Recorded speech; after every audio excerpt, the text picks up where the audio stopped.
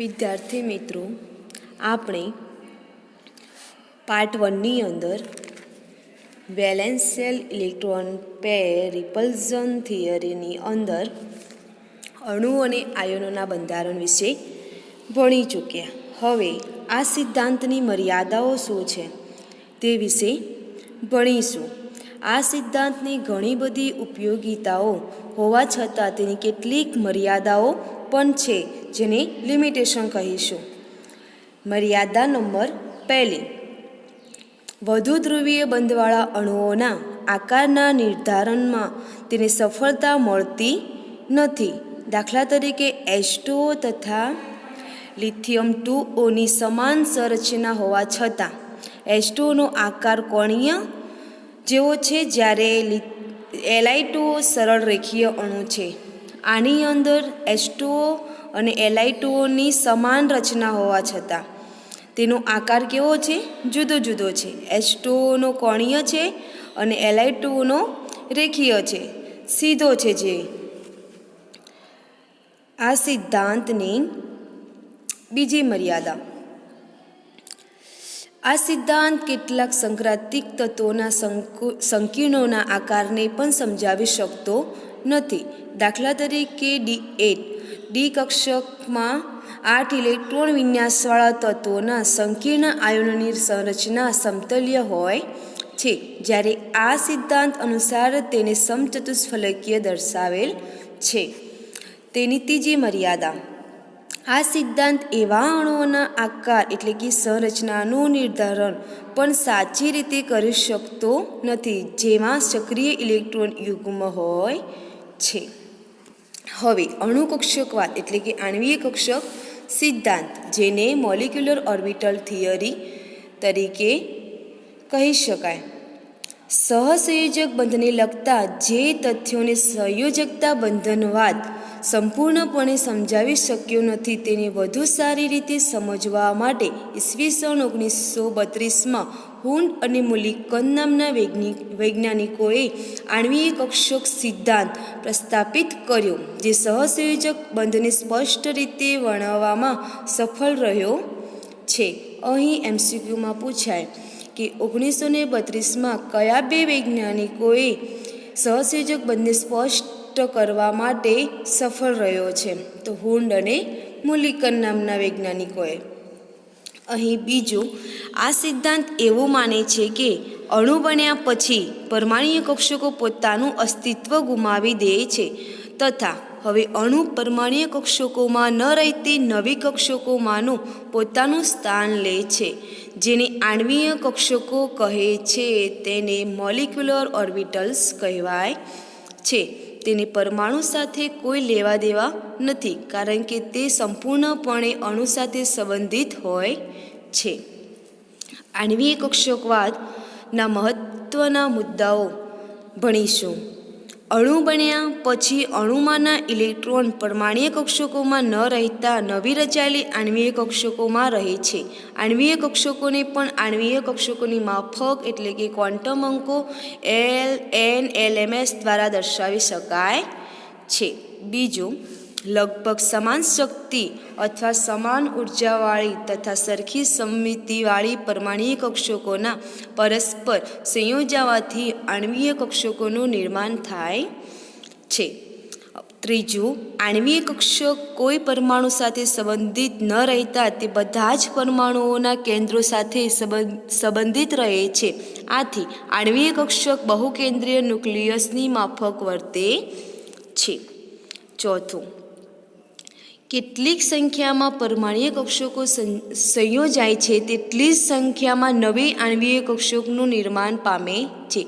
જેટલી સંખ્યાની અંદર પરમાણ્વીય કક્ષકો સંયોજાય તેટલી જ બીજી નવી આણ્વીય કક્ષકોનું નિર્માણ થાય છે. દાખલા તરીકે 4 પરમાણ્વીય કક્ષકો સંયોજાઈને આણ્વીય કક્ષકો બનાવે છે, ત્યારે નવી રમાતી આણ્વીય કક્ષકોની સંખ્યા પણ 4 હશે, જે પૈકી અડધી કક્ષકો નીચી શક્તિવાળી અને બાકીની અડધી કક્ષકો ઊંચી શક્તિવાળી હોય છે. નીચી શક્તિવાળી આણ્વીય કક્ષકો તેમની ઘટક પરમાણ્વીય કક્ષકોની સ્થાયી હોય છે, જે બંધકારક આણ્વીય કક્ષક કહેવાય છે.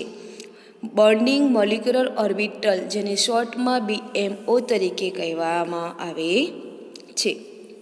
જ્યારે બાકીની અડધી આણ્વિક કક્ષકો ઉચ્ચ શક્તિવાળી હોવાથી અસ્થાયી હોય છે તથા તેની પ્રતિબંધ આણ્વિક કક્ષક એટલે કે એન્ટીબોન્ડિંગ મોલિક્યુલર ઓર્બિટલ કહેવામાં આવે છે, જેને ટૂંકમાં ABMO તરીકે પણ કહી શકાય. અહીં આણ્વીય કક્ષકોના આકાર સંયોજાતી પરમાણ્વીય કક્ષકોના આકાર ઉપર આધાર રાખે છે. આણ્વીય કક્ષકો પણ આઉફબાઉ પાર્લિંગ તથા હોર્નના નિયમો દ્વારા ભરવામાં આવે છે. દાખલા તરીકે આણ્વીય કક્ષકોનું આ નિયમોનું પાલન કરે છે. આણ્વીય કક્ષકોના નિર્માણ માટે સંમિશ્રણમાં ભાગ લેતી પરમાણ્વીય કક્ષકો પૈકી ખાલી અર્ધપૂર્ણ કે પૂર્ણ ભરાયેલ એમ બધા જ પ્રકારની કક્ષકો ભાગ લઈ શકે છે. આ કક્ષકોની અંદર પરમાણ્વીય કક્ષક પૈકી ખાલી અથવા કે અર્ધપૂર્ણ ભરાયેલી કક્ષકો બધી જ પ્રકારની કક્ષકો અહીં ભાગ લે છે.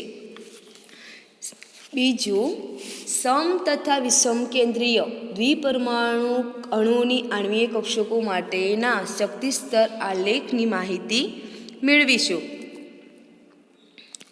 સમ તથા વિષમ કેન્દ્રીય દ્વિપરમાણુ અણુઓના શક્તિ સ્તર આલેખ દર્શાવવા માટે પ્રથમ પરમાણ્વીય કક્ષકોના રેખીય સંગઠન પદ્ધતિ દ્વારા આણ્વીય કક્ષકો મેળવી તેમની શક્તિના ચડતા ક્રમમાં ગોઠવી શક્તિ સ્તર આલેખ મેળવવામાં આવે છે.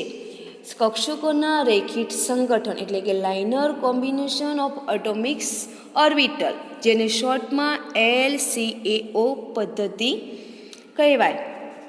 અહીં કઈ રીતે તેની શક્તિનો સ્તર મેળવવામાં આવે છે તેને ચડતા ક્રમમાં ગોઠવી અને શક્તિ સ્તર મેળવવામાં આવે છે.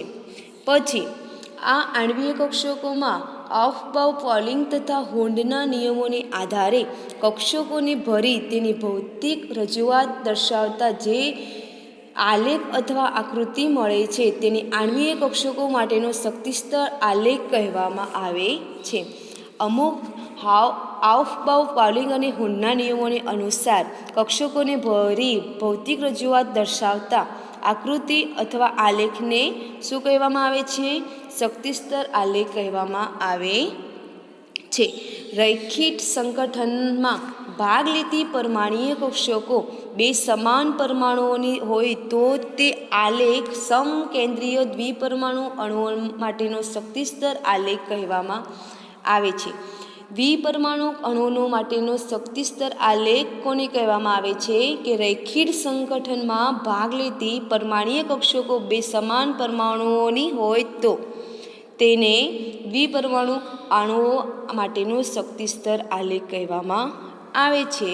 જેવી કે દાખલા તરીકે N2 અને O2 વગેરે સમાન પરમાણુ એટલે કે અહીંયા બે નાઇટ્રોજન અથવા બે ઓક્સિજન હોય જેવા અણુઓ માટેનું શક્તિ સ્તર આલેખ કહેવાય. જ્યારે રેખીય સંગઠનમાં ભાગ લેતી પરમાણ્વીય કક્ષકો બે ભિન્ન પરમાણુઓની હોય તો તે આલેખને વિષમ કેન્દ્રીય દ્વિપરમાણુ અણુઓનો શક્તિ સ્તર આલેખ કહેવામાં આવે છે. દાખલા તરીકે CO અને Cl બરાબર સમ તથા વિષમ કેન્દ્રીય દ્વિપરમાણુ અણુઓનું આણ્વીય કક્ષકો માટેનું શક્તિ સ્તર આલેખ આ પ્રમાણે છે. હવે પરમાણ્વીય કક્ષકોના રેખીય સંગઠનની પદ્ધતિ. અણુ કક્ષકો મેળવવા માટે linear combination of atomic orbitals. અણુની કક્ષકો જુદી જુદી ગાણિતીય પદ્ધતિઓથી મેળવાય છે, પરંતુ તે પૈકી પરમાણ્વીય કક્ષકોના રૈખિક સંગઠનની પદ્ધતિ વધુ સરળ અને ઉપયોગી પદ્ધતિ છે. અણુની આણ્વીય કક્ષકોની તેમાં રહેલા પરમાણુઓની પરમાણ્વીય કક્ષકોના રૈખિક સંગઠન દ્વારા મેળવી શકાય છે. ક્વોન્ટમ યંત્રશાસ્ત્રના અનુસાર પરમાણ્વીય કક્ષકોનું તરંગફલન સાઈ દ્વારા દર્શાવી શકાય છે. ક્વોન્ટમ યંત્રશાસ્ત્ર અનુસાર પરમાણ્વીય કક્ષકોનું તરંગફલન શેના દ્વારા દર્શાવી શકાય છે? સાઈ દ્વારા. આ તરંગફલન શ્રોડિંજરના તરંગ સમીકરણના ઉલ્લેખ દ્વારા મેળવી શકાય છે. હવે પરમાણ્વીય કક્ષકોના રૈખિક સંગઠન વિશે ભણીશું. પરમાણ્વીય કક્ષકોના રૈખિક સંગઠન વિશે ભણીશું. પરમાણ્વીય કક્ષકોના રૈખિક સંગઠનની પદ્ધતિ ભણી ચૂક્યા આપણે. અહીં LCAO પદ્ધતિની સમ તથા વિષમ કેન્દ્રીય દ્વિપરમાણુ અણુઓ માટેની ઉપયોગિતાનો વિચાર કરીએ તો કોઈ બે પરમાણ્વીય કક્ષકો એટલે કે એટોમિક ઓર્બિટલ્સના તરંગ ફલનોના રૈખિક સંગઠન માટે તે બે પરમાણ્વીય કક્ષકોના તરંગ ફલનોનો સરવાળો કે બાદબાકી કરતા અથવા કરી શકાય છે. આથી આ રીતે મળતું તરંગ ફલન આણ્વીય કક્ષકોના તરંગ ફલનને દર્શાવે છે. જો સાઈ AB કોઈ એવા AB અણુના આણ્વીય કક્ષકનું તરંગ ફલન હોય કે તેની પાસે બે પરમાણુ A તથા B છે તથા જે પરમાણુઓની પરમાણ્વીય કક્ષકોના તરંગ ફલનને સાઈ A અને સાઈ B હોય તો LCAOનું અનુસાર અણુ ABની આણ્વીય કક્ષકોનું તરંગ ફલન સાઈ AB નીચે મુજબ થશે. અહીં psi AB is equal to MO is equal to psi A plus or minus psi B. Molecular MO જ્યાં મોલિક્યુલર ઓર્બિટલ્સ કહે છે. સમીકરણ જેને 1 આપણે કહીશું. સમીકરણ 1 દર્શાવે છે કે પરમાણ્વીય કક્ષકોના તરંગ ફલનો સાઈ A અને સાઈ B ના રેખિક સંગઠન દ્વારા બે આણ્વીય કક્ષકો પ્રાપ્ત થાય છે. Psi A plus or minus psi B જે બે આણ્વીય કક્ષકો પ્રાપ્ત થાય છે, જેમાં પ્રથમ આણ્વીય કક્ષકને સાઈ B તથા બીજી આણ્વીય કક્ષકોને સાઈ સ્ટાર દ્વારા દર્શાવવામાં આવે છે. અહીંયા બે આણ્વીય કક્ષકો પ્રાપ્ત થાય છે, બરાબર. એમાં જેને પ્રથમ આણ્વીય કક્ષકને શેના દ્વારા દર્શાવીશું? Psi B is equal to psi A plus psi B. બીજી આણ્વીય કક્ષકને સાઈ સ્ટાર દ્વારા દર્શાવવાથી psi star is equal to psi A minus psi B. અહીંયા જેવી બે આણ્વીય કક્ષકો પ્રાપ્ત થશે, જેને સમીકરણ 2 અને સમીકરણ 3 આપીશું. આણ્વીય કક્ષક તરંગ ફલન સાઈ B તે જે બે પરમાણ્વીય કક્ષકોના સંગઠનથી પ્રાપ્ત થાય છે તેના કરતાં ઓછી શક્તિવાળું હોય છે. આથી આણ્વીય કક્ષક નવા રચાયેલા અણુઓની સ્થાયિત્વની સ્થિતિમાં લાવે છે. આ જ કારણે AB અણુના આણ્વીય કક્ષક તરંગ ફલન સાઈ B ને બંધકારક આણ્વીય કક્ષક કહેવામાં આવે છે.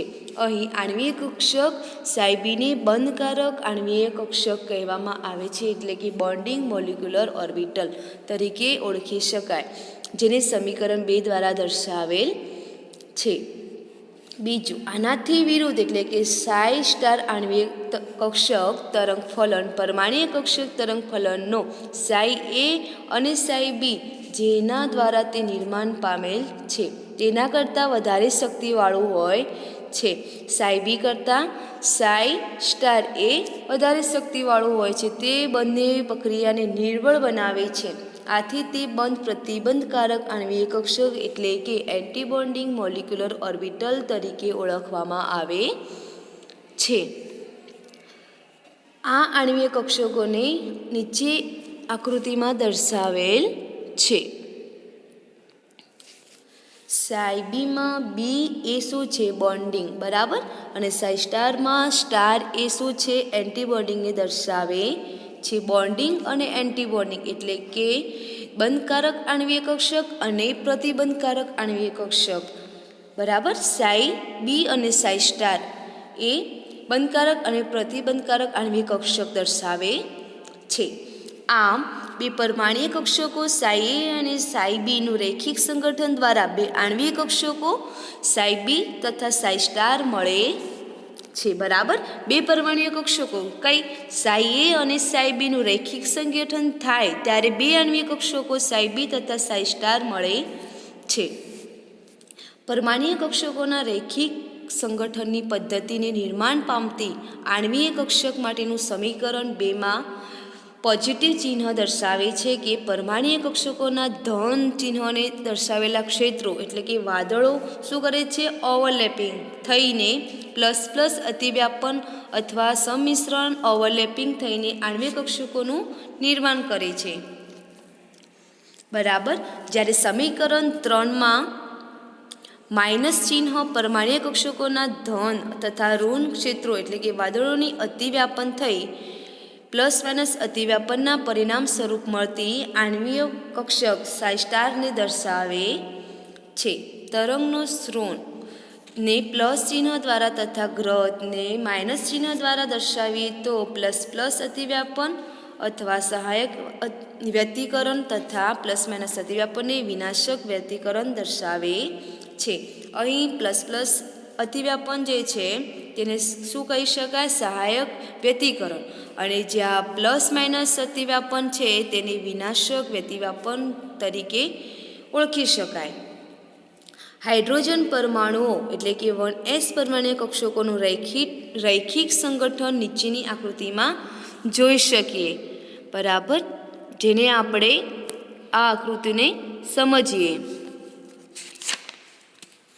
અહીં પરમાણ્વીય કક્ષકોનું રૈખિક સંગઠન એટલે કે LCAO linear combination of atomic ઓર્બિટલનો અહીંયા આલેખ આપેલો છે.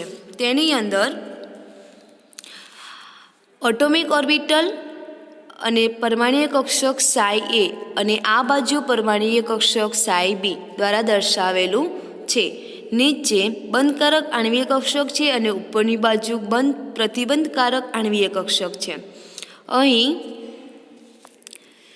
બંધકારક આણ્વીય કક્ષક psi B is equal to psi A plus psi B થાય. બરાબર. બંધકારક આણ્વીય કક્ષક એ શું થાય? ધનાત્મક અતિવ્યાપન થવાથી psi B is equal to psi A plus psi B થાય. ઉપરની બાજુ જોતાં પ્રતિબંધકારક આણ્વીય કક્ષકની અંદર પ્લસર માઇનસ સંમિશ્રણ જોવા મળશે એટલે કે ઋણાત્મક અતિવ્યાપન થઈને psi star is equal to psi A minus psi B. બરાબર. આણ્વીય કક્ષકનું આલેખ આ રીતે જોવા મળે છે એટલે કે પરમાણુઓનું કક્ષકોનું રૈખિક સંગઠન આ રીતે દર્શાવી શકાય. જેને જોતા અહીં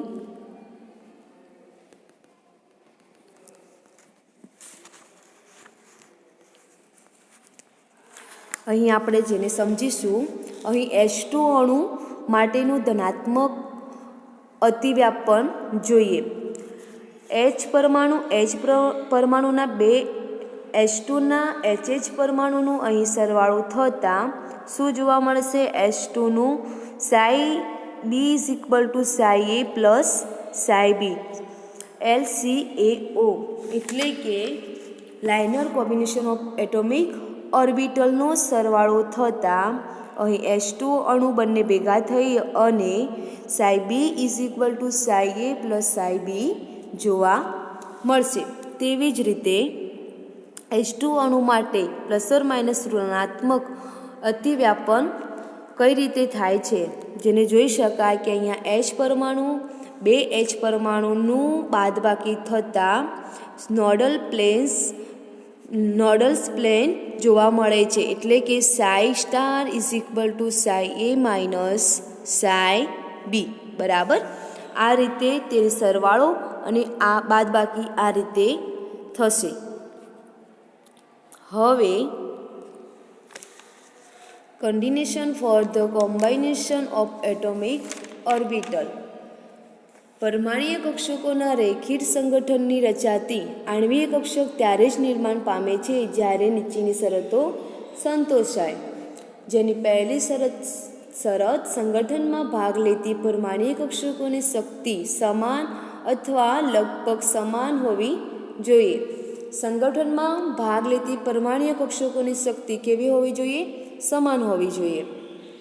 આનો અર્થ એ થાય છે કે 1s કક્ષક બીજી 1s કક્ષક સાથે સંયોજાઈ શકે છે પરંતુ 2s કક્ષક સાથે નહીં. અહીંયા 1s કક્ષક એ બીજી 1s કક્ષક સાથેનું શું થશે? સરવાળો થશે.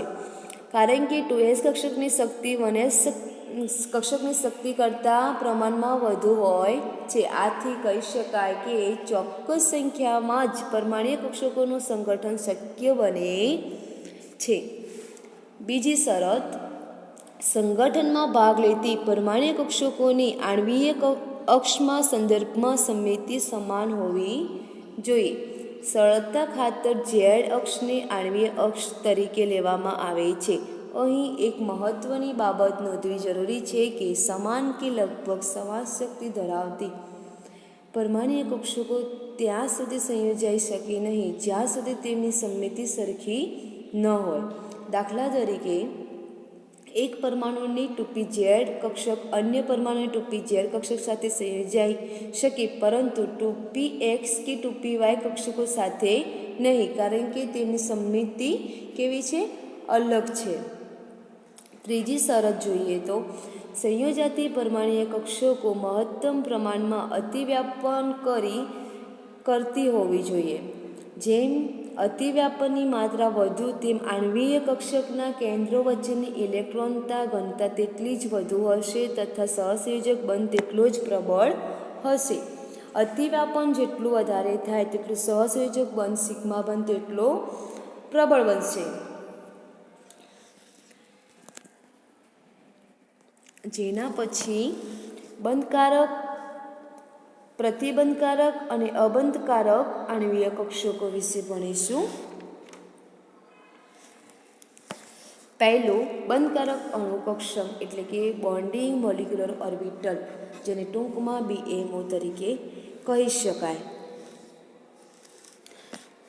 બંધકારક અણુ કક્ષક, જે અણુ કક્ષક એટલે કે આણ્વિય કક્ષકની શક્તિ પરમાણુ કક્ષકોની શક્તિ કરતાં ઓછી હોય અને ઇલેક્ટ્રોન પરમાણુ કક્ષકમાં રહેવાને બદલે અણુ કક્ષકમાં દાખલ થઈ બંધ બનાવે તો તે અણુ કક્ષકની બંધકારક અણુ કક્ષક કહેવામાં આવે છે.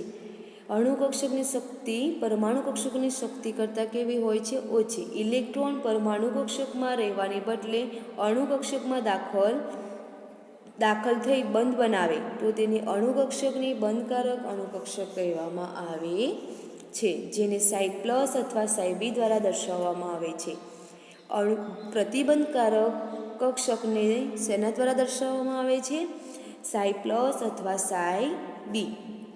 અહીં ψ+ નો અર્થ એ થાય કે તરંગ વિધેય સમગ્રપણે એક સરખું ચિહ્ન ધરાવે અને કક્ષકને કોઈ નિસ્પંદ બિંદુ હોતું નથી. ψ+ માં સંયોજાતા બે પરમાણુ કેન્દ્રો વચ્ચે ઇલેક્ટ્રોન ઘનતા વધે છે, તેથી બંધ રચાય છે. બંધકારક અણુ કક્ષકમાં રહેનાર ઇલેક્ટ્રોનને બંધકારક ઇલેક્ટ્રોન કહેવામાં આવે છે. બંધકારક અણુ કક્ષકમાં રહેનાર ઇલેક્ટ્રોનને શું કહેવામાં આવે છે?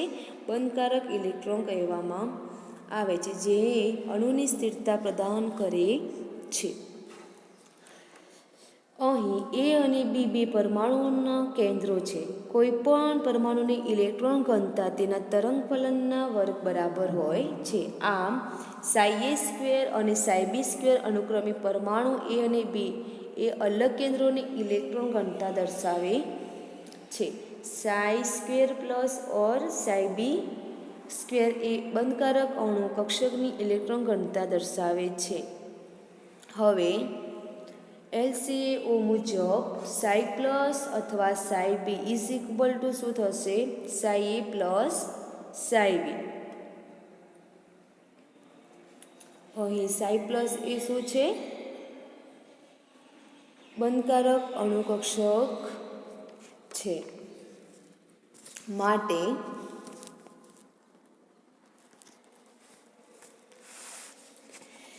ψ+² અથવા ψb² શું થશે? કૌંસમાં ψa + ψb નો વર્ગ થશે. અહીં ψ+² ya² + 2ψa અને ψb પ્લસ ψb નો સ્ક્વેર, અથવા તેને બીજી રીતે પણ લખી શકાય. ψ+² માં ψa² + ψb² કરતાં 2ψa × ψb જેટલી ઇલેક્ટ્રોન ઘનતા વધારે છે થી બંધ રચાય છે. આ સમગ્ર બાબત આકૃતિમાં જોઈ શકાય છે. કેન્દ્રીય અંતર વિરુદ્ધ ઇલેક્ટ્રોન વીજભાર ઘનત્વ. અહીં એ પરમાણુ કેન્દ્ર અને બી પરમાણુ કેન્દ્ર, સાઈ એનો સ્ક્વેર, સાઈ બીનો સ્ક્વેર. અહીં જેટલી ઇલેક્ટ્રોન ઘનતા વધારે હશે ત્યારે સાઈ +2 સાઈ એ અને સાઈ બી જોવા મળશે. બરાબર. પરમાણ્વીય કક્ષકોના સંમિશ્રણના ઇલેક્ટ્રોન વીજભાર ઘનતાનું વિતરણ જે આકૃતિમાં જોઈ શકાય છે. અહીં આકૃતિમાં બે બિંદુઓ એ અને બી યોગ્ય બંધ લંબાઈએ બે કેન્દ્રોની હાજરી સૂચવે છે. આકૃતિની અંદર એ અને બી પરમાણુઓ એ શું સૂચવે છે? યોગ્ય બંધ લંબાઈ. સાઈ પ્લસ ઓર સાઈ બીનો વર્ગનું આલેખ અણુના બે કેન્દ્રો વચ્ચે મહત્તમ ઇલેક્ટ્રોન ઘનતા દર્શાવે છે. સાઈ પ્લસ અથવા સાઈ બીનો વર્ગનું આલેખ અણુના બે કેન્દ્રો વચ્ચે મહત્તમ ઇલેક્ટ્રોન ઘનતા દર્શાવે છે. આ ઇલેક્ટ્રોન ઘનતા આ બે પરમાણુઓ વચ્ચેના બંધ નિર્માણ માટે જવાબદાર હોય છે. આ ઘનતાને આલેખમાં સીધી લીટી દ્વારા દર્શાવેલ છે. બરાબર.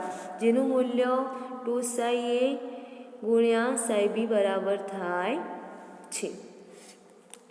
હવે બીજો પ્રતિબંધકારક એટલે કે બંધ પ્રતિકારક અણુ કક્ષક વિશે ભણીશું. સાઈ સ્ટાર ઓર સાઈ. પેલું બંધકારક શું હતું? સાઈ પ્લસ અથવા સાઈ બી હતું. અહીંયા સાઈ સ્ટાર અથવા psi. Antibonding molecular orbital જેને ટૂંકમાં ABMO વડે દર્શાવી શકાય. જે અણુ કક્ષકની શક્તિ પરમાણુ કક્ષકોની શક્તિ કરતાં થોડીક વધુ હોય છે અને ઇલેક્ટ્રોન માટે ઓછું લાભદાયી હોવાથી ઇલેક્ટ્રોનને આ કક્ષકમાં દાખલ થવા માટે વધુ શક્તિની જરૂર પડે છે. આવી અણુ કક્ષક પ્રતિબંધકારક અણુ કક્ષક તરીકે ઓળખવામાં આવે છે. પ્રતિબંધકારક અણુ કક્ષક એટલે કે એન્ટી બર્નિંગ મોલિક્યુલર ઓર્બિટલ, જેને આપણે શેના દ્વારા દર્શાવીશું? સાઈ માઇનસ અથવા સાઈ સ્ટાર વડે પણ દર્શાવી શકાય છે. બીજું સાઈ સ્મોલ એ દ્વારા પણ દર્શાવી શકાય.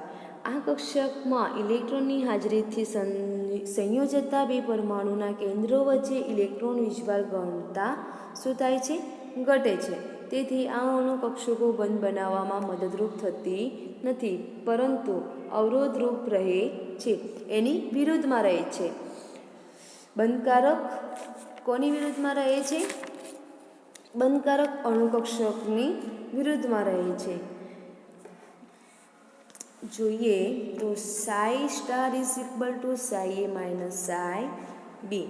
Sai star square is equal to psi A minus psi બીનો સ્ક્વેર, અથવા સાઈ વર્ગ અથવા સાઈ સ્ટારનો વર્ગ ઇઝ ઇક્વલ ટુ સાઈ એનો વર્ગ માઇનસ સાઈ 2 સાઈ એ ગુણ્યા સાઈ બી પ્લસ સાઈ બીનો વર્ગ.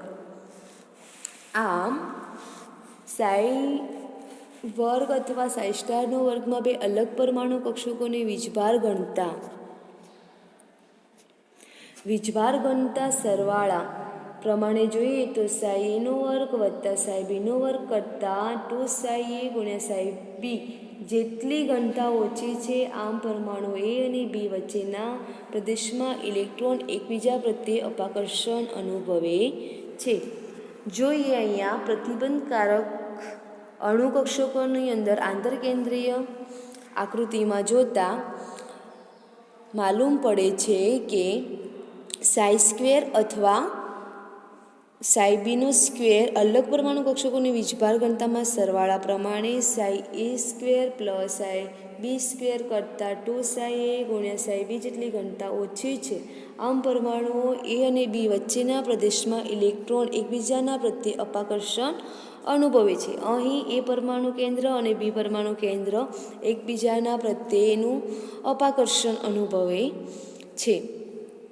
તેથી તેમાં રહેલા ઇલેક્ટ્રોન એકબીજા પ્રત્યે અપાકર્ષણ અનુભવે છે. આમ તેમાં રહેલા ઇલેક્ટ્રોન બંધ બનાવતા નથી. અહીં પ્રતિબંધકારક અણુકક્ષકની અંદર શું કરે છે? એકબીજા પ્રત્યે ઇલેક્ટ્રોન બંધ બનાવતા નથી. આ સમગ્ર બાબત નીચેની આકૃતિમાં જોઈએ આપણે.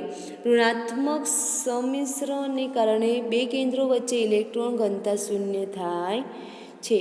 એવું સમતલ કે જેમાં ઇલેક્ટ્રોન ઘનતાનું મૂલ્ય શૂન્ય હોય તો તેને નોડલ તલ કહે છે. બિંદુ N કે જ્યાં ઇલેક્ટ્રોન ઘનતા શૂન્ય થાય છે તેને નોડલ બિંદુ કહે છે. બરાબર. હવે બંધકારક અને પ્રતિબંધકારક આણ્વિક કક્ષકો વચ્ચેનો તફાવત જોઈએ. શું તફાવત છે જે શોર્ટમાં આપણે સમજીએ. બંધકારક આણ્વિક કક્ષક એટલે કે બોન્ડિંગ મોલિક્યુલર ઓર્બિટલ, જેમાં પહેલો સરખા ચિહ્નવાળા બે ઇલેક્ટ્રોન તરંગોનું જોડાણ થવાથી એટલે કે બે પરમાણ્વીય કક્ષકોનું પૂરતું સંમિશ્રણ થવાથી બંધકારક આણ્વિક કક્ષક બને છે. બે સમાન ચિહ્નવાળા બે ઇલેક્ટ્રોન તરંગોનું જોડાણ થાય છે એટલે કે તે કક્ષકોનું પૂર્ણ સંમિશ્રણ થાય છે એટલે બંધકારક આણ્વિક કક્ષક બને છે. તેવી જ રીતે પ્રતિબંધકારક આણ્વિક કક્ષકોની અંદર જોતા એન્ટીબોન્ડિંગ મોલિક્યુલર ઓર્બિટલ, વિરુદ્ધ ચિહ્નવાળા બે ઇલેક્ટ્રોન, અહીંયા શું છે? સમાન ચિહ્નવાળા છે, એના જગ્યાએ વિરુદ્ધ ચિહ્ન એટલે કે દાખલા તરીકે CO અને CN એવા જુદા ચિહ્નવાળા બે ઇલેક્ટ્રોન તરંગોનું જોડાણ થવાથી એટલે કે બે પરમાણ્વીય કક્ષકોનું વિરોધક જોડાણ એટલે કે સંમિશ્રણ થવાથી પ્રતિબંધકારક આણ્વિક કક્ષક બને છે. બીજું, બંધકારક આણ્વિક કક્ષકની અંદર શક્તિ અને તેના ઘટક પરમાણ્વીય કક્ષકોની શક્તિ કરતાં ઓછી હોય છે. બંધકારક આણ્વિક કક્ષકની શક્તિ તેના ઘટક પરમાણ્વીય કક્ષકોની શક્તિ કરતાં કેવી હોય છે? ઓછી. તેવી જ રીતે પ્રતિબંધકારક આણ્વિક કક્ષકોની શક્તિ તેના ઘટક પરમાણ્વીય કક્ષકોની શક્તિ કરતાં થોડી વધુ હોય છે. અહીં ત્રીજું, બંધકારક આણ્વિક કક્ષકમાં ઇલેક્ટ્રોન ભરાય તો બંને પરમાણુ કેન્દ્રો પ્રબળ અપાકર્ષણ અનુભવી બંધ રચે છે. બંધકારક આણ્વિક કક્ષકમાં ઇલેક્ટ્રોન શું કરે છે? ભરાય છે તો બંને પરમાણુ કેન્દ્રો પ્રબળ આકર્ષણ અનુભવી બંધ બનાવે છે. જ્યારે પ્રતિબંધકારક આણ્વિક કક્ષકમાં ઇલેક્ટ્રોન ભરાય તો તે પરમાણુઓ વચ્ચે બંધનો પ્રતિકાર કરે છે એટલે શું કરે છે? અપાકર્ષણ કરે છે. બરાબર. હવે ચોથું, બંધકારક આણ્વિક કક્ષક બંને પરમાણુઓના ન્યુક્લિયસ પર છવાયેલી હોય છે એટલે કે બંને પરમાણુ ન્યુક્લિયસ વચ્ચે ઇલેક્ટ્રોન ઘનતા ઊંચી હોય છે અને તેથી તે બંને ન્યુક્લિયસ પ્રબળ આકર્ષણ અનુભવે છે જે બંને પરમાણુઓ વચ્ચેના બંધ નિર્માણની સમજૂતી આપે છે. બરાબર. તેવી જ રીતે પ્રતિબંધકારક આણ્વિક કક્ષક બંને ન્યુક્લિયસ પર છવાયેલી હોતી નથી એટલે કે બંને પરમાણુઓના ન્યુક્લિયસ વચ્ચે ઇલેક્ટ્રોન ઘનતા ઓછી હોય છે અને તેથી તે બંને ન્યુક્લિયસ વચ્ચેનું અપાકર્ષણ કેવું હોય છે? ઊંચું હોય છે જે પરમાણુઓ વચ્ચે બંધનો પ્રતિકાર કરે છે. આ જે તેનો તફાવત હતો બોન્ડિંગ મોલિક્યુલર ઓર્બિટલ અને એન્ટીબોન્ડિંગ મોલિક્યુલર ઓર્બિટલનો તફાવત ભણ્યા. હવે અબંધકારક આણ્વિક કક્ષક એટલે કે નોન બોન્ડિંગ મોલિક્યુલર ઓર્બિટલ, જેનો હવે આપણે અભ્યાસ કરીશું. આમાં શું થાય છે? આપણે જાણીએ છીએ કે બંધકારક અને પ્રતિબંધકારક આણ્વિક કક્ષકો નિપજાવવા માટે પરમાણુઓની સંયોજકતા કોષની પરમાણુ કક્ષકો સંમિશ્રણ પામે છે. સંયોજકતા કક્ષકો સિવાયની આંતર સંવૃત કોષની કક્ષાઓના ઇલેક્ટ્રોન પડોશી પરમાણુઓના ન્યુક્લિયસ વડે અસર પામતા નથી. તેથી તેમનો અબંધકારક આણ્વિક કક્ષક એટલે કે નોન બોન્ડિંગ મોલિક્યુલર ઓર્બિટલ કહેવાય છે. આ આણ્વિક કક્ષકોની શક્તિ પરમાણ્વીય કક્ષકો જેટલી જ હોય છે. આવી આણ્વિક કક્ષકોને KK વડે દર્શાવવામાં આવે છે. બંધકારક આણ્વિક કક્ષક બનતા માટે સંમિશ્રણ પામતી કક્ષકોના બંને લોબ સમાન ચિહ્નવાળા હોવા જોઈએ. તેમજ પ્રતિબંધકારક આણ્વીય કક્ષક બનાવવા માટે સંમિશ્રણ પામતી કક્ષકોના બંને લોબ અસમાન ચિહ્નવાળા હોવા જોઈએ. નીચેની આકૃતિમાં દર્શાવેલ પરમાણ્વીય કક્ષકોના જોડાણમાં પ્લસ સાથે પ્લસના સમાન અતિવ્યાપન થવાથી તેટલી સ્થિરતા પ્રાપ્ત થાય જેટલી જ અસ્થિરતા પ્લસ અને માઇનસના સમાન અતિવ્યાપનથી પ્રાપ્ત થાય છે. પરિણામે આવા કિસ્સામાં શક્તિમાં કુલ ફેરફાર થતો નથી. આવી પરમાણ્વીય કક્ષકોના સંમિશ્રણથી અબંધકારક આણ્વીય કક્ષક બને છે. બરાબર. અહીં આકૃતિમાં જોતા પ્લસ પ્લસ સમાન શું ધરાવે છે? સમાન પરમાણુઓ ધરાવે છે. તો શું થશે? પ્લસ અને માઇનસ એટલે પીવાય. અહીં માઇનસ માઇનસ સમાન પરમાણુ ધરાવે છે એટલે શું થશે? પ્લસ અને માઇનસ જે પીવાય. તો પીએક્સની અંદર જોતા કક્ષકોના અબંધકારક જોડાણો પ્લસ માઇનસ માઇનસ અને પ્લસ પ્લસ જોતા શું થશે? પ્લસ અને માઇનસ. બરાબર. જેને અબંધકારક આણ્વીય કક્ષક કહેવાય છે. હવે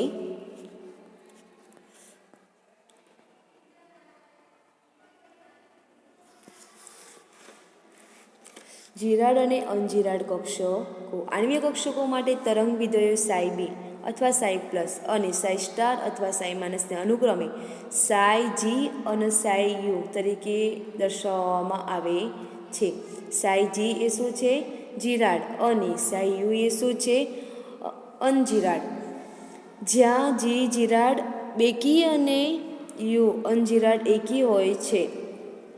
જી અને યુ તેના કેન્દ્રની આસપાસ કક્ષકોની સમમિતિ દર્શાવે છે. જ્યારે કક્ષકને તેના કેન્દ્રની આસપાસ પરાવર્તિત કરવામાં આવે એટલે કે એક્સ વાય અને ઝેડનું માઇનસ એક્સ માઇનસ વાય અને માઇનસ ઝેડમાં વિસ્થાપન થાય ત્યારે જો સાઈનું ચિહ્ન બદલાય નહીં તો તેને જીરાડ કહેવામાં આવે છે. પરંતુ જો સાઈનું ચિહ્ન બદલાય તો તેને અનજીરાડ કહેવામાં આવે છે. બરાબર. અહીં આટલા સુધી આપણે રાખીએ. આગળના પાર્ટ 3ની અંદર બંધ ક્રમાંક વિશે ભણીશું.